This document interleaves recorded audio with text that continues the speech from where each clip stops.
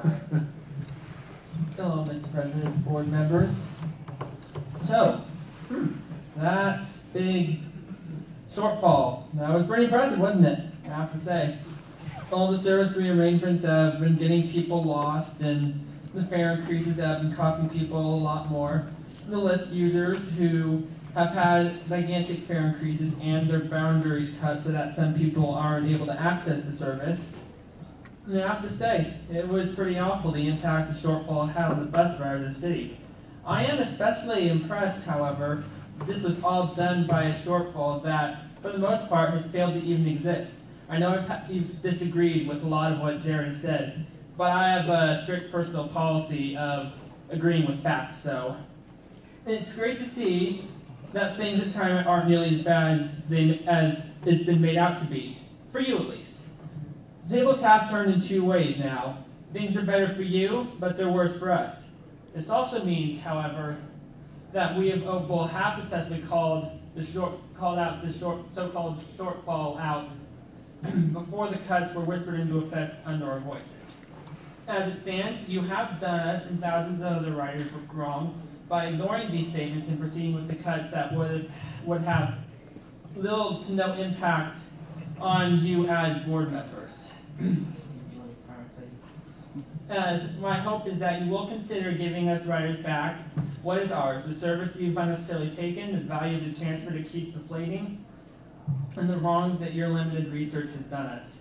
And I do appreciate what you said about liking the idea of transparency, but it doesn't do any good without the action. I mean, I entertained the idea of not stopping the meeting with a 30-minute a cappella rendition of Fun some nights, but in the end, I did have to take the action of not begging the question, who wants to die alone, all dried out in the desert sun. It's always about the action.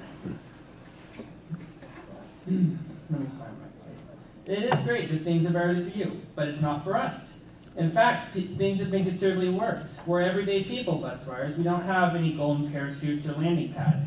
We just keep falling into the gravel because there is no sidewalk at many of our stops. In fact, for us, things are getting worse because of what your misfired projections have left us with.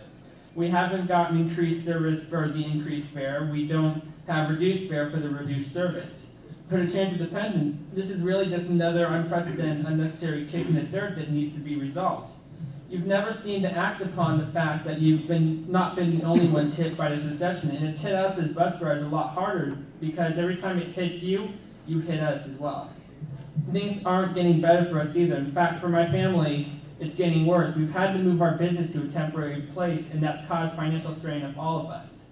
I've been trying to job hunt myself, but so far to little avail, particularly because of, I only have a pair of gas left, and I'm not feeling so hot, so to little avail because of my mode of transportation. In fact, if it weren't for the fact that I am in fact autistic and bipolar, I wouldn't have been able to qualify for an Honored Citizens card to make it possible to afford tickets to therapy in a doctor's office, primarily the two only places I can afford to go. You guys get me upset sometimes, but with your rising fares and service cuts, I wouldn't have been able to attend therapy or receive medication, and you would have quite literally driven me crazy.